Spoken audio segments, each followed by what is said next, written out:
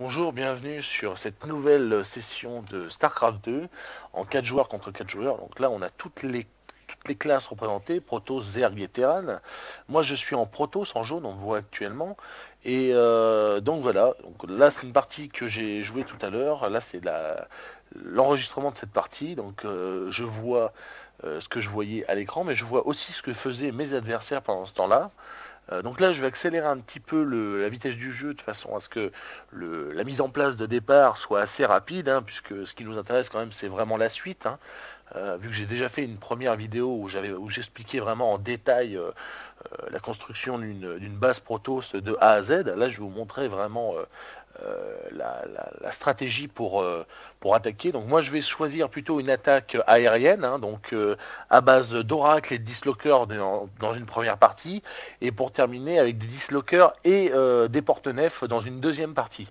Donc là au début c'est de la mise en place, hein, donc j'ai construit le portail, j'ai construit la forge, là je suis en train de construire le noyau cybernétique, ensuite je vais construire deux tourelles à photons pour aider mes collègues à protéger cette base.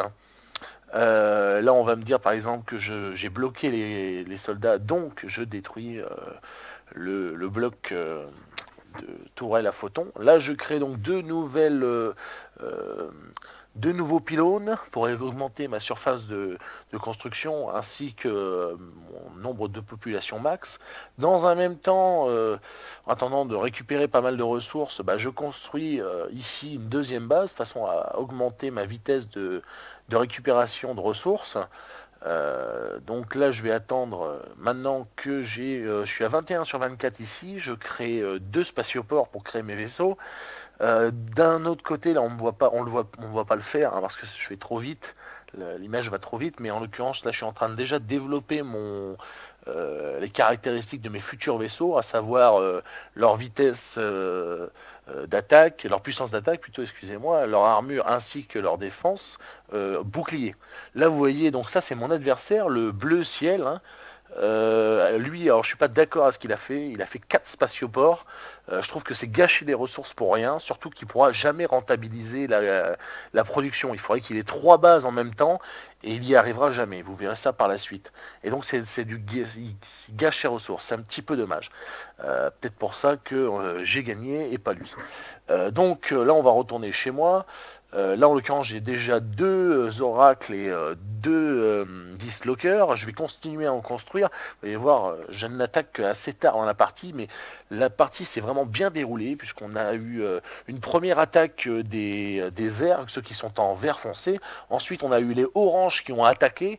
Et ensuite, moi, j'ai attaqué à mon tour pour nous retrouver à repousser l'assaut frontal des ennemis qui va se faire sur ma seconde base, celle qui est en haut à gauche, enfin plutôt milieu gauche de l'écran, cette base-là qui va se faire attaquer. Et on va repousser l'action et vous allez voir après ce qu'ils vont prendre. Donc là, mon Nexus est au summum de son exploitation de ressources, hein, puisqu'il a 24 ouvriers sur les minerais et 3 sur chaque récupérateur de gaz Vespen. Là, j'ai construit un troisième spatioport qui me permet de transférer donc plus vite des dislockers. Donc là maintenant je vais avoir à la fin 5 oracles et plusieurs dislockers. Bon, j'ai pas le nombre exact, une douzaine à peu près. Et donc là vous voyez effectivement les verts attaquer. Hein, là c'est la base des ennemis.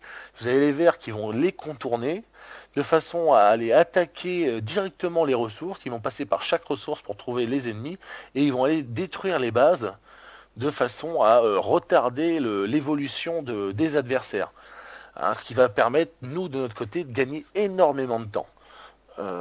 Moi, par exemple, pendant ce temps-là, j'ai pu développer trois technologies qui ont augmenté la puissance de mes porte-nefs et de mes dislockers ainsi que mes oracles, ce qui va me permettre ensuite d'attaquer avec une puissance relativement accrue contre un adversaire qui aura été affaibli, puisque là vous allez voir que le orange est en train d'attaquer les bleus, donc dans leur raisonnement ils vont aller défendre les bleus, tout le monde va aller les défendre et ils vont se faire relativement rétamer, puisque le vert qu'on voit va aller attaquer les vaisseaux qui servent à, à soigner les Protoss et enfin tous les ennemis.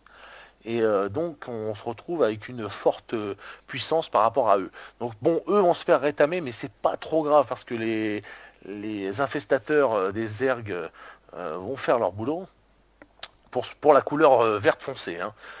Moi, de mon côté, je continue à construire. Je vais pas tarder à attaquer, hein. Vous allez voir ça. Moi, j'attaque en principal. En général, j'essaie de contourner l'ennemi. Je vais pas droit dans le tas. Ce que certains ont tendance à faire. Moi, je préfère les contourner et aller attaquer directement les ouvriers, ce qui ralentit leur production, pendant que moi, je construis d'autres unités à côté, hein, en essayant bien sûr de préserver celles que j'ai déjà, hein, parce que c'est pas parce que je vais détruire leurs unités qu'il faut en plus que je me fasse tuer les miennes. Non. Donc là, ici, on peut voir que je commence à attaquer. Donc j'envoie mes oracles en tête, à savoir que les oracles, ils ont des vies relativement importantes, surtout quand on a amélioré un petit peu leur puissance d'attaque, leur armure et leur bouclier. Donc moi, je préfère les envoyer en premier, puisque en général, les tourelles ont un focus automatique. Et donc, ils vont focus les premiers à arriver. Donc, je préfère faire tuer mes oracles qui ont un coût beaucoup moins important que les dislockers. Et les dislockers sont beaucoup plus puissants puisqu'ils peuvent attaquer et les unités terrestres et les unités aériennes. Ce qui n'est pas le cas des oracles qui ne peuvent attaquer que les unités terrestres. Donc là, vous allez voir que je vais détruire la base dans un temps assez rapide. Ensuite, je vais m'attaquer à une autre base. Non, pas tout de suite puisque chez nous, on est en train de se faire attaquer, donc je rapatrie au plus vite mes unités. Je vais utiliser la touche F12 de façon à pouvoir récupérer toutes mes unités construites, même si celles qui ont été construites dans mes spatioports pendant mon attaque, de façon à pouvoir avoir un maximum de puissance sur ces ennemis qui nous attaquent. Donc alors lui, il a choisi une stratégie que j'aime pas trop. Il a couplé les dislockers à ces nouvelles unités qui sont peu connus, qui sont une sorte d'engin de siège, mais qui disposent de très peu de points de vie, et ce qui fait qu'ils se font détruire en moins de 2 une fois que les dislockers ont été détruits. C'est plutôt des unités qui doivent être mises en arrière avec une base de dislockers sur le devant pour bien attaquer. Et alors moi, donc j'ai plus d'oracle, j'ai plus que des dislockers et mes 3 porte-nefs qui ont mis un certain temps à être construits. Mais vous allez voir que ça fait mal, puisque on y va tous ensemble, dans la joie et la bonne humeur, avec les unités aériennes Zerg qui vont partir sur l'avant, puisqu'elles sont plus rapides que mes unités. Mais ce qui va me permettre d'arriver sur un territoire relativement conquis, puisqu'ils vont s'occuper de détruire les premières tourelles. Alors bizarrement, il a mis énormément de ressources ici à cet endroit, parce que là, si je calcule vite fait comme ça de vue de nez, je dirais qu'il y a entre 2500 et 3500 de ressources pour construire les différents pylônes et les différents bâtiments, ainsi que les petites unités terrestres. Et bizarrement, il a mis que 4 tourelles pour les protéger. Alors, c'est un petit peu dommage pour lui, puisqu'il va se faire rétamer tout ça en moins de temps qu'il en faut pour le dire. Et résultat des courses, bah, il perd énormément de zones de population, et il perd aussi toute sa production d'unités terrestres. Donc là, vous allez voir le violet avec tous ces unités terrestres à bord de son vaisseau. Alors c'est un petit peu dommage parce qu'il aurait dû les faire un peu plus tôt. Pendant ce laps de temps-là, on a nos unités aériennes qui ont eu le temps de détruire 2-3 vaisseaux, ce qui fait perdre déjà des soins à son équipage de troupes terrestres et lui faire perdre même les troupes terrestres à bord de ces vaisseaux. Pendant ce temps-là, moi je vais lui détruire ses ouvriers, ce qui fait qu'il a perdu et son bataillon et ce qui lui permettait d'en construire d'autres.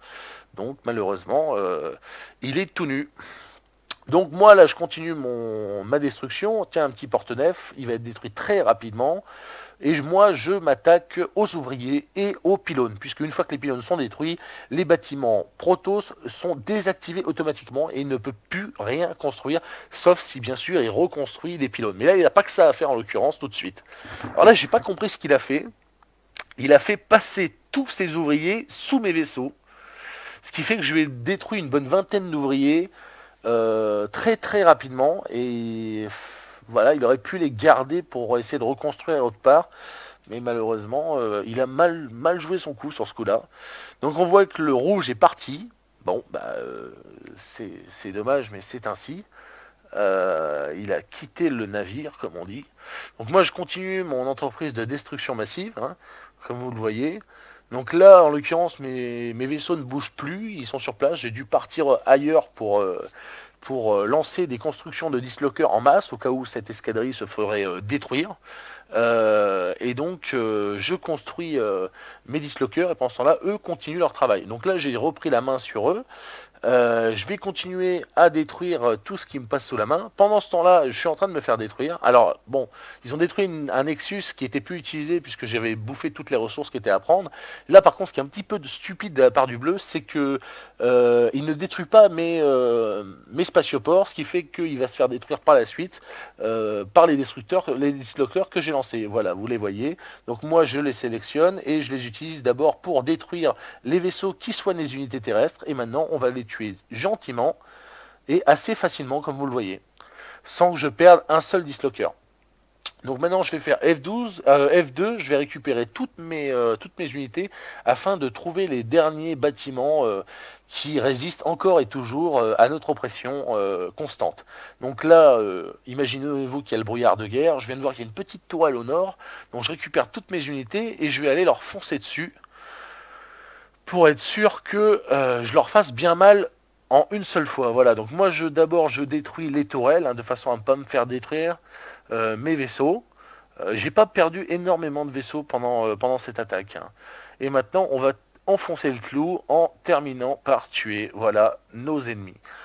Voilà, cette vidéo touche à son terme, j'espère que ça vous a plu et bah, je vous souhaite une bonne fin de journée et à bientôt.